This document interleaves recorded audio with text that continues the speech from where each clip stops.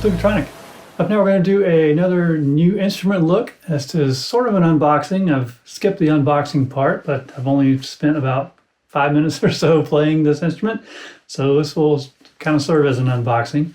So what this is an ocarina in the key of E-flat-4. So it's a new offering from Michael Bretti. So what you get out of the box is a very nice carrying case here. Padded case, so protected against some knocks and bumps. Of course, if you're traveling, you probably want something a little more substantial, but nice for having around the house. Also comes with a certificate of authenticity. So this says this is tenor E-flat model serial number 40. So I'll give you a link to Michael's introduction to this batch of ocarinas. There was only two, 40 and 41. And from his descriptions and playing samples, seems like I like this one just a little bit better, a little bit, as he describes it, a little bit more open tone and needs maybe a little bit less breath pressure at the top of the range than the other one. So I think that'll suit my style playing style a little better. So you get the certificate. You also get a fingering chart. So has a common fingering with his other ocarinas, and we'll give you a playing sample and comparison with the other ocarina I have from Michael. This is in the key of A4, quite a bit smaller. But first, let's just take a listen to the new E-flat-4.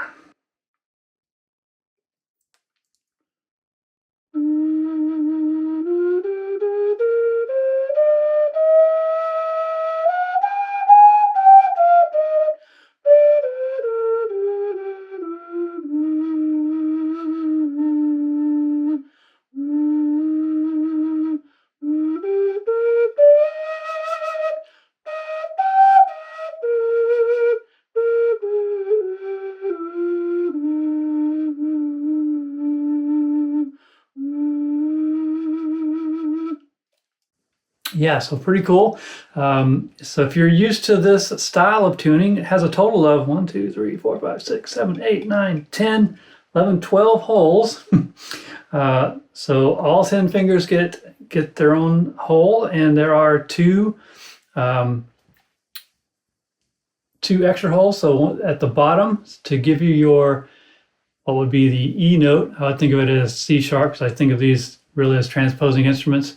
And then the one on the right hand middle finger is your subhole. So that goes from E-flat-4 down to a D4. So total range, D4 all the way up an octave plus a fourth to the A-flat-5. Yeah.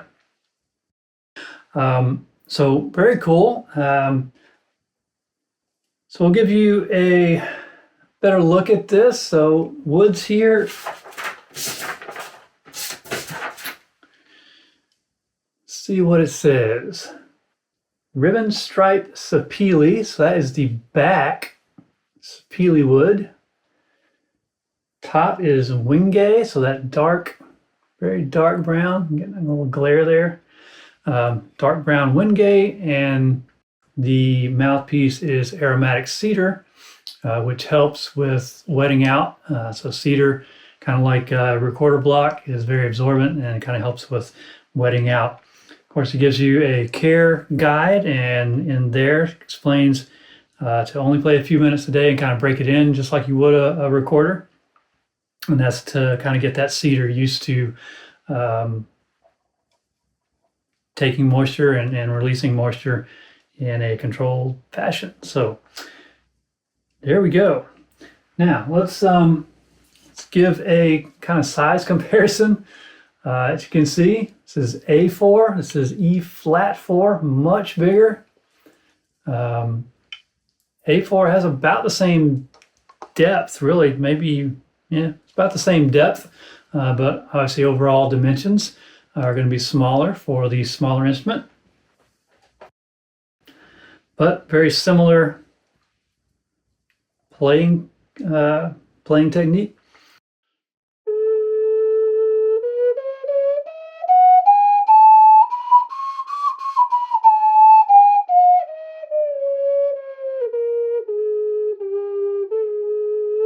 There we go.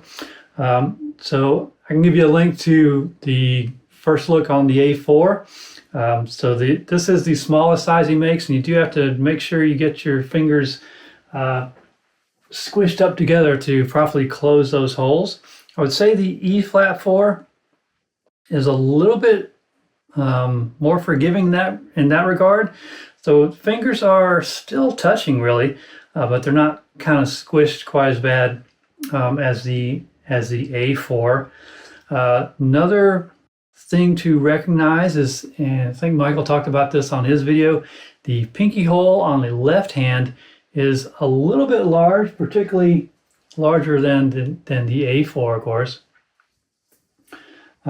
So on all the other holes, my fingers are kind of just resting on top of the hole. With that one, I have kind of a small finger here, and the pinky kind of rests down in that hole to get a good seal on it.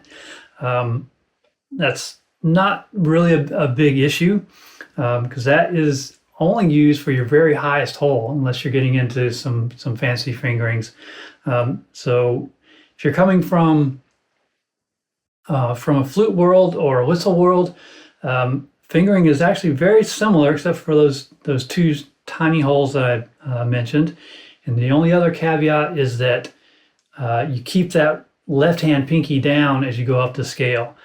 So if you imagined that this was a flute and your right hand was down here, you'd be going up the scale just like you would, say, on a whistle, except keep that pinky down and go up like that.